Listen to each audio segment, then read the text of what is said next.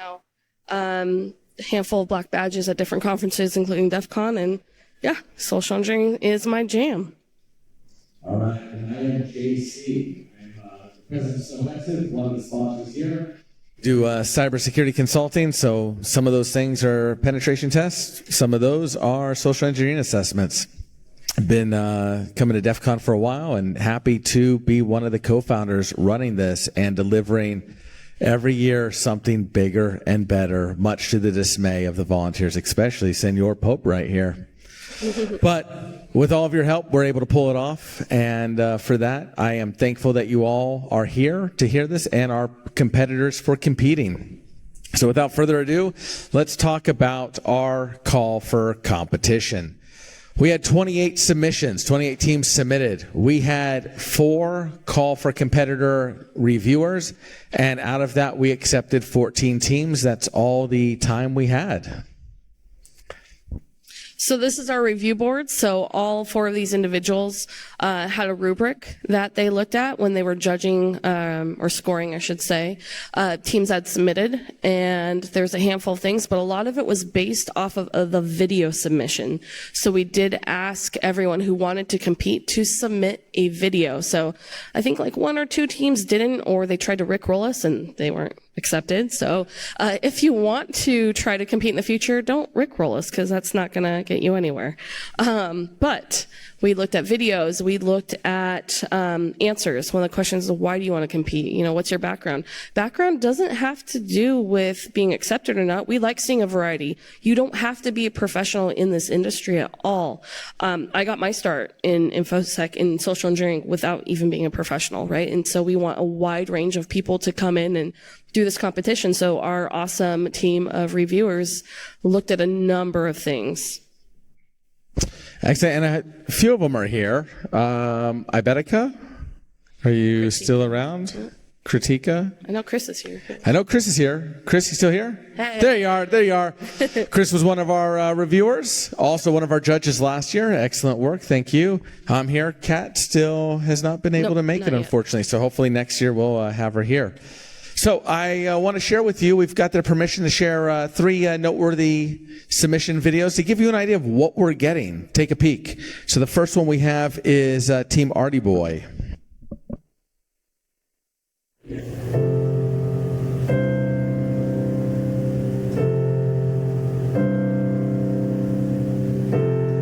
I'm doing good, I'm just a human, fighting a battle on my own. I thought I saw you in my future, I didn't though. I checked the scoreboard almost all night. I hit a 5 right on the page. You know the greatest calls of all time were never made. I guess you never know, never know. And if I wanted you, I really should have showed. If you never trust, you're never gonna own. It's alright now, but I was something, don't you think so? Life come dirty, calling agents in the booth. If my wishes came true, I would have had you. In my defense, I have none, for not wearing a single costume. But it would have been fun if it would have been one.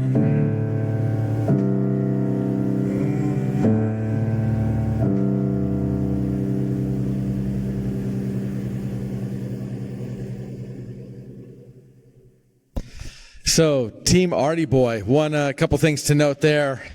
If you're here, Artie Boy, I think he is recouping. I think he was in the pool or something, relaxing. Oh, that went away. There we go. A couple interesting things to know on his piano there. That crystal-looking thing is a second-place trophy. We decided to make it a tradition to give the second-place team a standing invite and spot in next year's for a chance of redemption. And so pleased to have Artie Boy. But you can see he went creative with his submission video. Even though he didn't have to, he still did one. The next one up, we have, this is a fun one. This competitor did the cold calls for the first time last year. I guess was hooked or enthralled or just made a mistake and was able to compete All of the above. Was able to compete. And we were actually just blown away by the Vishing submission video and the level of effort. A lot of it is riffed off of her cold call pretext. Hi, I'm Chelsea from Mobile Shred. Or your CEO, your granddaughter, the IT help desk, your bank. The truth is, I can be almost anybody. And because of what you share online, I know what you like to do, what you're interested in, your hobbies and how you spend your free time, even your favorite restaurant and what you got last time you were there. And I'm able to compile all that info so that when we talk, I'm more than just a friendly voice. I'm familiar. In fact, it's easy for me to fit in just about anywhere. But it's probably fine.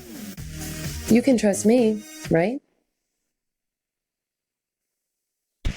That was such a fun video. Absolute hoot to watch. You're starting to see a theme here, right? Creativity, showing us a little bit of background of who you are and what you're capable of, and that you get it, right? It really pays dividends, and that's something we'll talk more about. And then last up is Mr. Hacker Men. And this one is one of my personal favorites, and you'll see why. Hello, friend. After I was humiliated at last year's Vishing contest, I knew I had to find screen name headaches. We both had the same target company. Now he has become my target. My OSINT skills are elite, but the man is a ghost. I only have one lead, but I have to make sure he can't trace me. Now, I just have to confront him. So apparently this grifter Griffin guy is looking into me. So today I'm going to show you my incredible OSINT and Vishing skills to show you how I can find him first.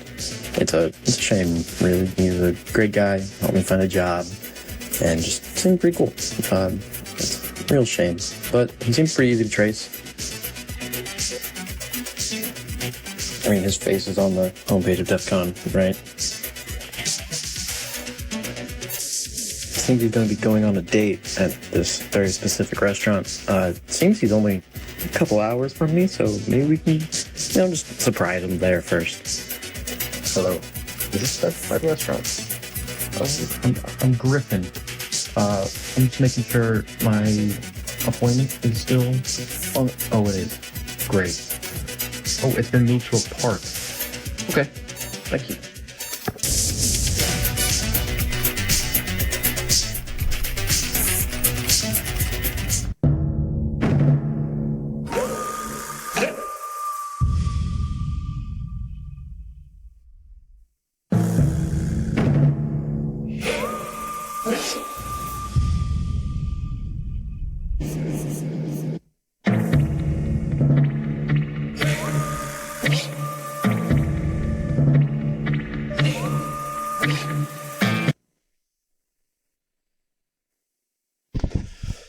And you two never knew each other before last year, right?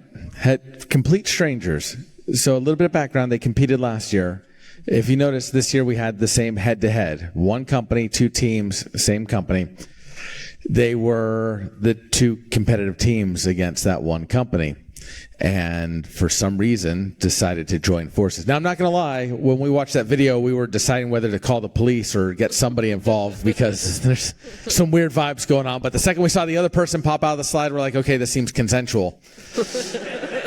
That being said, the fact that this brought two people together to work as a team is absolutely amazing to us. Yep. And especially the 2-hour drive, 200-mile drive through whatever desert. Phenomenal. Yep. And will you stay friends now? Okay, excellent. That's the real question, right? All of that work culminating to this moment, I'm curious if the friendship will hold. Absolute amazing event, right? Bringing people together. Yeah, so one of the questions, I actually had a couple people come up to me today and say, I want to do this competition next year. How do I do it? The first way to get in the door is a great submission video. That's going to capture the attention of the review board, and that's going to help tremendously. So here's just 3 examples. We had tons of amazing videos. The biggest thing is show us your seriousness, right? Have fun with it, but convey that seriousness. Do you remember the creeper one? We're not going to talk about that one. But driving 200 miles to join forces tells us there's commitment. Maybe not, good judgment, but there is commitment. All right. Let's see here. Click. And then this year we also had coaches. You want to touch on coaches? Briefly. I mean, you were a coach. You could talk about too. But this is the second year we've done this. We have coaches available for all of our teams, right? We don't want to just put up a competition and walk away. We want to be able to support them as much as possible so they perform amazing. They feel like they're supported. It's not just like them against the world. And also I think you saw the quality of calls, right? And I think a lot of that has to do with support from coaches and help there. But each coach dedicates an hour to each team. So they're giving up their time to really help and make sure that these teams are going to perform their best they can. And the fun thing about Spilt Beans, this last team here, they were our winners last year. So we will invite back whoever wins this year if they would like to be a coach next year. It's just kind of a fun way to give back. And our whole mission is being a community, and that's really important to us to make sure we're involving as many people as we can. It's not a one-person show. It's all of us, and that way we can involve people as much as we can. So if you're looking to submit, no, you don't have to go it alone. Once you're in, then you will get coaches as well to help you have the best chance at winning this thing that you can have. My teams that are here, my competitors, coaches help. I don't expect a lot of clapping because there's only a few competitors, but that's great feedback. Thank you. I mean, I am one of them, so I'll take all the credit. No, we've got other coaches. I know C3P Joe was here. He actually hopped in the booth with Kritika, placing calls along with Jen from Spilt Beans, so we had a fun coaches call. Then we get to the judges. So our judges were up here. We have FC still in the audience. Snow, Corgi, I don't know if she took off, but she was here, and then myself. Essentially, the judges judge, and I yell and scream and try and keep us on track. Which is what you're perfect at. Yeah.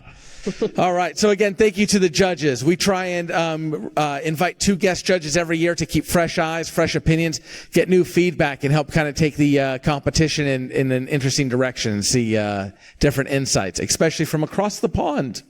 So thank you so much. I know we're Vegas resident now. I don't know what you were thinking. It's hot here, but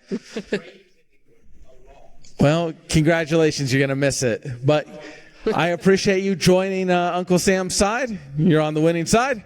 With that being said, thank you to all of our judges. This was a lot of time. Thank you, because they had to score the OSINT reports, the Vishing reports, and then dedicate their entire DEF CON Friday to this. Thank you so much. No, thank you. No, thank you. We're done with it. You're welcome. All right, now my favorite part. I'm taking this slide because this is my baby. DEF CON 31 announced their theme. They said the future will prevail. I don't know what the hell that means, but then they're like, hey, we have book recommendations. One of them is Snow Crash. I read this when I was 13. You should not read this book when you're 13. Have we read it? Yes. Read it. It's wild. But it just so happens that this book takes place early 21st century. Funny enough, after the U.S. has been ravaged by hyperinflation. So this will be us next week. Early in the book, they introduce the hero. His name is Hero protagonist. A little on the nose. But Hero is a deliverator. The deliverator is a pizza delivery driver. Specifically from the book, the pizza delivery is a major industry, a managed industry. People went to Cosa Nostra Pizza University for years just to learn it. It only made sense that this year we pay homage to that with pizza companies, for they will be the last beacon, I guess, in this dystopian hyperinflated currency U.S. in the future. So that is where a slice of deception, our DEF CON theme, came from, where we hyper-focused into not only retail, not only fast food, but pizza. And boy, this was kind of interesting in some of the things we found. But before we go into there, I'll let Stephanie talk about the phases of the competition. Yeah, so when you all show up and sit here and listen, you're just seeing one phase of what goes down. Before the competitors even step foot in the booth, they are spending weeks preparing. So they start with their OSINT phase. So they're given a list of objectives. They're very similar to the ones that they were going after today in the booth on live calls. So they have their list of objectives. They have their rules, right? What's in scope, what's out of scope. And they have about, I want to say it was about 3 weeks, maybe 4, to complete their report. So they're given their target company, their list of objectives, and then they have to write it all in a report. And so we saw some really cool things. We'll break those down pretty soon. But once they're done with their OSINT, they go on to their Vishing Plan. And the Vishing Plan is where it's also scored, but they're graded on how well they've developed the pretext and found phone numbers. That's one of the things we want to make sure we require is that they have enough phone numbers to call. Last thing we want is someone to get up in the booth and only have one and they don't answer. So we put requirements about different pretexts and different phone numbers. I think it's 3 pretexts minimum, especially if you get burned once or twice. You're going to want to change things up. And that is the Vishing Plan. I think they had about a week and a half to do that. But a lot of the stuff that they got from OSINT was able to help them craft those pretexts. And then we move on to the live calls, which you all saw today. And every team had 22 minutes in the booth, same across the board. They were well aware of their rules and our code of ethics and, shenanigans. Yeah, it is a lot of work. So if you are thinking about competing, just ask some of the competitors, right? Some of them were surprised at the level of effort that we asked them to jump through, which is why this competition has been a black badge event. We don't know if it is every year. They decide during these competitions, seeing all the work that was put into it. That is one of the things that helps affect that decision. This isn't a joke. Some of these OSINT reports were in the 60. I think the longest one was over 100 pages long. It was insane. They're not playing, and you'll see how that pays off, and then the Vishing Plan's on top of it. But yeah, shenanigans. Let's talk about shenanigans this year. Who got to vote in the crowd-picked objectives? Did we like it? Nice. Okay, if you say so. I mean, they asked. I think about 50% of the people did. It's their points. Right, it's their call. So it was interesting to see how they weaved it in or how they made it work. Right, a lot of people put it on their kids, their kids. But yeah, so if you like that, we'll bring that back. That was fun, and it kind of added a little element of surprise to our teams. Then we also had going to websites. You heard the competitors asking them to go to websites. Those are all domains that we own. This year, we also allowed the competitors the chance to provide us one domain that we would register so they can use something very specific in their pretext. No matter which website they went to, it went to our custom error page, which was just a bunch of BS excuses that would rotate every 5 minutes. Another fun thing we have is wardrobe. Stephanie, you want to take wardrobe? So we allow teams to have up to 2 wardrobe changes for points. I believe they're 40 points each. I don't know off the top of my head. But this does a couple things. One, it's fun. Like, you get to look up at the screen and see this stuff. But it also helps them get in character. So it's a pretty fun addition that we add on to the competition, is allowing people to dress up. And again, while you can't see them, please, a round of applause for our excellent AV team bringing in fun stuff like Snapchat filters. Yes. Look at this. Like, we had pizza floating on people's heads. Like, this stuff was insane. No, put it back. Put that amazing, take credit. Go back. Oh, all right. There we go. Look at that. Right? That is just ridiculousness. And there was so many more opportunities that just didn't avail themselves, but they had all sorts of stuff loaded up. This was, again, a stretch goal for us this year. They pulled it off. We're just going to keep getting better and better. If you have ideas for shenanigans and things to elevate this competition while still maintaining the point of it, we'd love to hear from you, right? Yeah. And this was part of the AV team's ideas, right? This wasn't ours. This is all credit to them. I didn't even know this was possible. They're always taking it up a notch. Again, thank you, AV team, for that.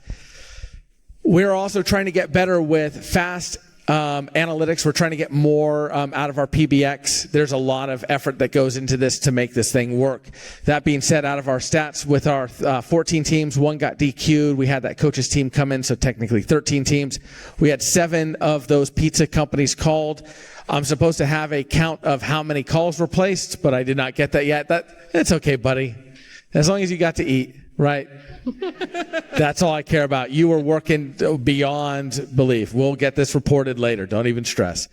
Which takes us to our goal of having a more detailed report of all of our findings from all of the calls. We had some excellent note takers actually listening to the calls and taking some pretty detailed notes that we look to compile and put out a more formal report beyond this. Yep. Now, into the heart of the matter. If you have stuff to take back, does anybody have stuff to take back to their employers? Come on, don't lie to me. You're all just here for fun? Okay, I see a couple hands, a couple nods. This is what you're here for. That's fine. This is what you're here for. This is what you want. This is why we do this competition. Yeah, it's a bunch of L's and super fun stuff. Yeah, okay, now here come all the photos. Yep, okay, you just outed yourselves. Yep, I see who's here for work. Okay. Yeah, there's a lot of photos being taken care. Again, we'll have a formal report, but our goal of this, the whole reason why you're here is not the lulz. Sure, it's fun. Competitors, you did an amazing job and we got a lot of fun stuff. But you are not going to have the opportunity to hear Vishing calls. Unless you're a pretty formal call center that's recording calls, you're able to identify them, go back and hear them. It's hard. This gives everyone an opportunity to hear how this works live and in person. And for that reason, we heard some wild things. First, one of the things that I want to talk about is from the OSINT reports, Reddit. There is something really, really weird and disturbing with pizza companies. They have their own Reddit, and their community ran Reddit. So a bunch of these companies just have owner-operators rocking in Reddit talking about all sorts of companies' sensitive stuff, including all of the systems, what's working, what's not working. For our competitors, it was a treasure trove, and it was more companies than not. So I don't know if this is a retail thing, if this is a fast food thing, or if this is just a pizza thing, but Reddit was a wild treasure trove of information. Yep. So if you need an OSINT source to look back into your company and you have the possibility, check out and see if, you have franchise owners, operators running undocumented Reddit groups. Rogue subreddits. Yeah. Rogue subreddits. The next thing is all of our competitors use Google, which was interesting. Try and diversify your OSINT sources, right? Bing's still a thing. Bing's got some stuff. I promise you, right? Ask Jeeves is still around. There's only one competitor team that we noticed that used something other than Google, and they were able to find a bunch of things on Bing, and that's something FC definitely pointed out, and that was a good observation. I think a lot of people get comfortable using Google. I know I do, right? And it's really good to make sure that you are using multiple search engines as much as possible. The other thing we saw is job postings, right? And this isn't necessarily anything new, but it was something that yielded the competitors tons of objectives that they were looking for. Oversharing in job postings so much. This is one of my favorite ones. And if you listen to any of the calls, almost all teams did this. They had great OSINT that leveraged them, internal system names, process names, colloquial names. Those pieces of lingo added immediate familiarity to the call and normalized them as if they were an employee. Because who else knows about Dragon Tail? Yeah. Dragon Tail. And all I could think, DuckTales, woo! Yeah. Right? So Pizza Hut and Dragon Tail, who else knows it? None of you know about Dragon Tail, right? The only people that know about it, are you nodding because you know about Dragon Tail? Okay. If you're not, yeah, I know Dragon Tail, then I was wrong. But yeah, the only people that know about that are employees. Who else would know about that? So the second you do that, you're almost name dropping and getting immediate credibility. You're vouching for yourself because you have this internal knowledge. Almost every team leveraged that with lethal effects. It was insane how well it just bulldozed all apprehension about having conversations. That's actually one of the objectives in the OSINT is finding company internal lingo, and we did that on purpose. We want to put that in the competitors' minds so they can use that information and leverage it in calls and make them more successful. Next up was identifying specific pieces of information like store numbers, technology, employees, internal org charts. All of that, having that information provided credibility, right? The fact that I know your store, whatever. The fact that I know your bosses, whoever, right? That just adds this insight. It's not, private information. It's easily found. It's easily pulled out through the OSINT piece. And it added this credibility to all of the callers that worked, again, amazingly well. So for that reason, again, when you go back to your organizations, if you're involved in the security awareness training, this happens with phishing emails. It happens with on-site pen testing that we do. And it happens with phishing calls, right? These people are not stupid. Your real attackers, they're looking at this stuff. They're leveraging this stuff. Yeah. All right, so going on to call themes. So these are actually things that we saw today in the booth. And the first one is just the rapport building, especially when we were talking about the call. Zaylin, are you here? Yeah, intuitive twist.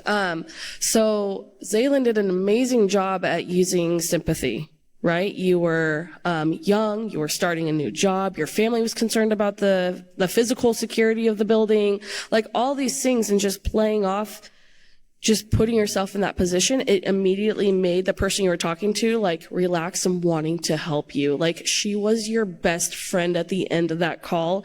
And that was such amazing to see that rapport building play off so perfectly. But then you can go too far the other way.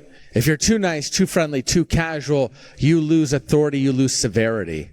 Right? Because if you got a job to do and something's important, right, you're usually not joking around too much. So it's a very fine line. And we saw both of those during the call. Yeah. And then this was interesting. When discussing security awareness training, one of the things that we noticed, a lot of the recipients who received the call, the first thing they would talk about is phishing. And it seems like that's what's discussed. Very little mention of vishing or the voice phishing or being elicited over the phone. Almost all of them recognized, oh yeah, security awareness training equates to phishing. Yeah, and that's a trend that we've seen over the last handful of years. And I think unless it changes soon, we're going to be successful every year doing these calls. It's pretty rare that we see competitors get stopped. I mean, we saw a couple today, but not as many as we should have, right? We should have been shut down a lot more than what we were. And I think a lot of it has to do with education. Some of the people said they didn't even have security awareness training, or they only had it once years ago. And so that just kind of makes you think like people are supposed to, be that firewall, if you will, and protect all that information. But if they're not being trained and don't know what to look out for, they can't be. Definitely. Another thing was a lot of the pretexts that were successful leverage the level of authority. This is not just authority like I am in charge. This is, we saw it in two ways, right? I'm IT here to help. I am in a position to help, and I will help you. And we saw that with IT and help desk. We also saw it flipped on its head, where I am a franchise, you are customer service, you will help me, right? Making sure they leverage that authority. And we saw what happened when that authority was not in play. So when you're doing a survey or you're not part of the company, all of a sudden, or you're seeking to be a franchise owner, all of a sudden there's very little reason why someone has to stay committed to this conversation, right? They don't owe you anything anymore, and they're going to look for a way out. Yeah, and I think, Mr. Hackerman, you did a great job at the first and third bullet points where you built that rapport, but you also leveraged, a bit of authority, especially with your last pretext. You did a great balance of both of those. And when you were pretending to be help desk, you were in character. You're just all right, I'm help desk and just need these things. But you're able to balance those very, very well. The other thing that's interesting is a lot of the competitors played this risky game with putting security front of mind in their calls, right? They would bring up security. We had one that actually brought up a company's recent ransomware. Usually doing so is preloading that into the recipient, and they're sitting there now thinking about security. It's the old adage, right? Don't think of the pink elephant. First thing that comes in your mind is the pink elephant. Which was an interesting situation because as a result, some of the recipients became more suspicious to the point where they were shutting down the call, while others started confiding a little bit more in the individual and started providing even more information.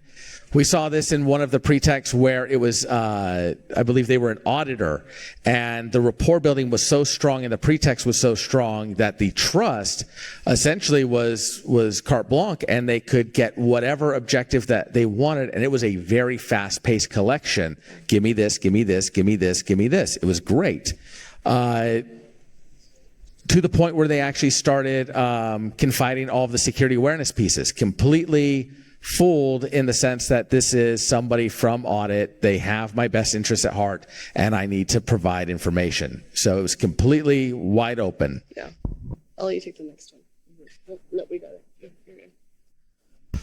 This is an interesting one. We saw this manifest. So if you're looking to compete or you're looking to do this from a pen testing perspective, tonality is huge. We saw one team that had a position of authority. Their pretext was solid, but their tonality was very laissez-faire. They don't care. They were kind of confused. They weren't really on the ball. And for that reason, it disengaged the recipient. They were not really convinced of that pretext. It didn't match the authority that they said they had. I love the Southern hospitality. We heard a good handful of teams leverage that. And there's something about that Southern accent where you just kind of feel at home. Even if you're not from there, you're like, oh. Oh, it's alive and well, right? Yeah. Call centers still stationed in the southern part of the U.S. because they are just charming folk. Yeah. And that's who they want representing their brand. So hearing that is usually a good sign, and pretending to be that is a great way to try and get some information. This was... I believe it was Team Hackerman at the end, with the annoyed employee also has an interesting effect. This was something I picked up at the very end, where you kind of just this nonchalant, like, hey, I'm just getting stuff done, right? Hurry up, right? This was really interesting because, well, they didn't hurry up. They didn't listen to you at all. They were not really going to mess with you because you were already annoyed. You could tell you were annoyed, and I'm not going to really buck back because why do I want to invoke the ire of the IT person. So this had an interesting effect. I'm curious about seeing how to play with this one a little bit more, because there's definitely a fine line where you're just going to piss them off and they're going to disengage. But at the same time, it made them walk on eggshells around you. So it was a really cool, I don't know if that was by design, but it was a really cool manifestation. I liked it. And then one of the other ones was third time's the charm. There was one team, I wish I remember their name, but they got shut down hard twice. And they were about to roll pretext, and they decided one more time. I think I even shouted out, third time's the charm. Yeah. And lo and behold, the first two employees shut them down quick. The third one gave them everything they wanted. So right then, it's just a matter of persistence. Yep, agree. Persistence is king. It really is. You gotta keep trucking, keep trying. And unfortunately, that's the adage, right? You have to be right 100% of the time. We have to be right once, and it goes back and forth. But that's one of the concerns, right? If we fail once, we're not going to stop. We're going to go on and on and on and on, and then finally we find one. Yep. Last call theme. Some recipients provided cell phones of other employees to escalate the call to. In fact, just straight up put them off on, which was probably not a great security practice, right? Incorporating that into your security awareness. There has to be a better way to escalate than, hey, somebody random calling, oh yeah, call this person, here's their cell phone, and literally feed off the cell phone on the call, which we were happy to mute. But if you competed and they did that, we did mute you in case you didn't hear it. The judges heard it out of our headphones, but we muted it to the crowd. Which again, it's just an employee setting up another employee for failure, because now you've got the added authority of, hey, I just talked to whoever, they gave me your cell phone, they said you can help or you will help, and off to the races. This one was, which team was this? Damn it. Falsifying security concerns. This was really fun, where when they called, they again were pretending to be IT, but they made up some BS thing going on with a system. This is a sales 101 thing. Identifying pain, right? Whether it exists or not. If it exists, my solution fixes it. If it doesn't exist, I'm going to show you how it's about to exist in your life. And that's what they did. They said, hey, here's this problem. this is what it's going to do to you. They had all that OSINT that identified how critical of a system this was to the chain's operation. And then they, conveniently enough, had some solutions. And here's some questions. And it was beautiful because they maneuvered answers from one objective into the solution, and they just had to ask a handful of more questions to get the answers, and now the problem was solved. It was very well done.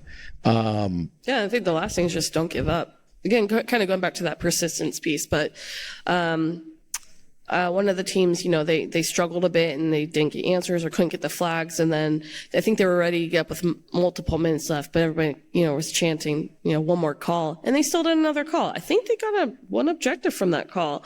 But I think it's important just to, even if you're hitting a wall, it's not working. I mean, that happens all the time, everyday social engineering life. So just keep trucking and don't give up. Yeah, huge. Don't give up. With that, we're done. I just want to mention our awards panel. If you want to find out who actually won, that will be Sunday in our village at 12 to 1:30. We will also be doing our Youth Challenge Awards. And if you were standing in line and did that photo contest, that'll still be up tomorrow. We'll announce that $500 winner and give you the prize then as well. On Sunday. Oh, yeah. On Sunday, yep, during that. Apart from that, our party is tomorrow night, 9 to 12. Our competitors will be there. Coaches will be there. If you want to mingle, chat, please come and say hi. If you want to compete, watch our website, watch our Twitter, join our mailing list, and give our cold calls a try tomorrow. Check our schedule. We'll see you then. Thank you, everyone, for coming out and supporting us, our competitors, our volunteers, our AV. You are all amazing. Have a great night.